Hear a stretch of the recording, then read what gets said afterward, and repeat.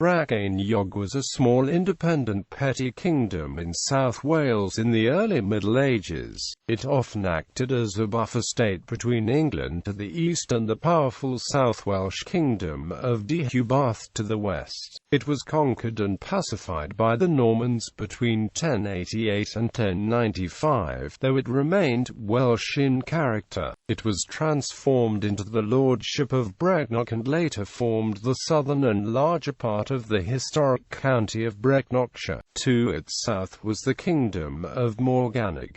The main legacy of the kingdom of Brycheiniog is etymological. It has lent its name to Brecknockshire and Brecon. History. Origins. The kingdom of Brycheiniog was probably founded by Irish raiders in the late 5th century, very likely the Uiliathane, whose power had grown great in Wales until they were reduced by the sons of Canada, as reported in the Historia Brittonum. Traditionally, it was founded by a Hiberno Welsh prince named Brycheiniog of the Old Welsh kingdom of Garthmadrun in the mid-5th century, though this event is shrouded in legend. Brycheiniog was a son of Anlig, an Irish settler who had peacefully taken control of the area by marrying Marshall, the heiress of Garthmadrun. Tradition says that Brycheiniog fathered an extremely large number of children, many becoming saints in Wales and Cornwall. Brycheiniog's eldest son, Rhaindremrud, founded a dynasty which ruled the kingdom uninterrupted until the mid-7th century.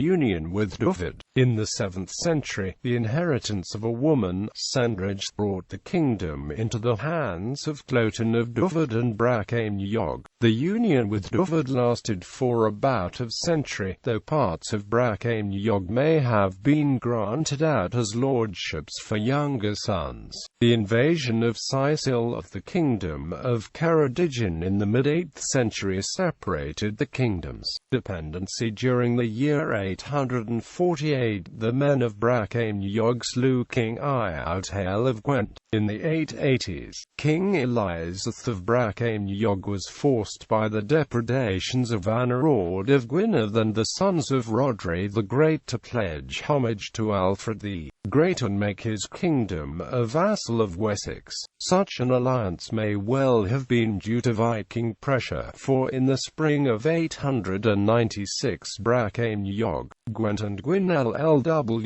were devastated by the Norsemen who had wintered at Watford near Bridgenorth that year. According to Asser, another reason for Elizabeth seeking the protection of King Alfred was that his realm was being brought under pressure from an expansionist Gwynedd. Brycheiniog appears to have been under the influence of both Hywel of Deheubarth and Athelstan of England in the early 10th century. In the early summer of 916, Ethelfled, the daughter of King Alfred and widow of Earl Ethelred of Mercia, invaded Brycheiniog and on the 19th of June stormed the royal leas in Brecon and Mirclangors Lake.